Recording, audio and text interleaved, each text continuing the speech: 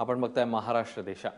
राष्ट्रवादीच्या खासदार सुप्रिया सुळे यांनी पुन्हा एकदा मुख्यमंत्र्यांवर टीकास्त्र सोडलंय। गेल्या 2 वर्षांमध्ये राज्यासमोरची समस्या वाढल्या असल्याचा आरोप त्यांनी केलाय। सत्तेत असूनही सेना भाजपचे एकमेकांशी पटत नाही आणि त्याच्यामध्ये अख्खा महाराष्ट्र भरडला जातोय असा टोलाही त्यांनी लगावलाय। वाढते बलात्कार आणि पोलिसांवरचे हल्ले या 2 गोष्टींमुळे सरकार पूर्णपणे अपयशी ठरल्याची टीकाही त्यांनी केली। आपण बघूया त्या काय म्हणाले। आम्ही विरोधक म्हणून शेतकऱ्यांसाठीच न्याय मागत होतो, आम्ही विरोधक म्हणून कोपर्डीच्या मुलीसाठीच न्याय मागत होतो। त्यामुळे असं जेव्हा आम्ही मागणी करतो तेव्हा जर महाराष्ट्राचे माननीय मुख्यमंत्री आमच्या कुंडल्या वगैरे अशी भाषा करणार असतील तर हे खरंच दुर्दैव आहे। आणि हे संपूर्ण सुडाचं राजकारण अशी नवीन कुठली तरी पद्धत त्यांच्या भाषणातून वाटली तर आम्हाला सगळ्यांनाच दुर्दैव वाटलं की त्यांनी असं करू नये।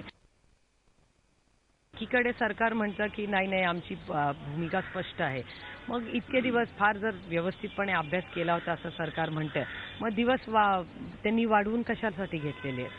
त्यामुळे या सरकारची नक्की काय भूमिका आहे ही ते स्पष्ट होतच नाही आहेत। आणि कोर्टामध्ये दिवस जास्त मागून घ्यायचं काय कारण होतं हे मला अजून समजलेलं नाही। आमचं सरकार होतं तेव्हा मुसलमानांना असेल, मराठ्यांना असेल, बाकी कुणाच्याही आरक्षणाला हात न लावता, डिस्टर्ब न करता त्या समाजाला खरंच गरज आहे। मुसलमान बांधवांचा असेल, मराठ्यांसाठी असेल, या सगळ्यांना या न्याय मिळालाच पाहिजे। अर्थातच भ्रष्टाचाराबद्दल सिरियस नाही आहेत हे त्यांच्या स्वतःच्याच भाषणांमधून दिसतंय। म्हणजे भाजप सेनेवर आरोप करत असतं आणि सेना भाजपवर आरोप करत असतं। म्हणजे कॉर्पोरेशन हा ह्याचा काय भ्रष्टाचाराचा अड्डा आहे असं भाजप म्हणतं।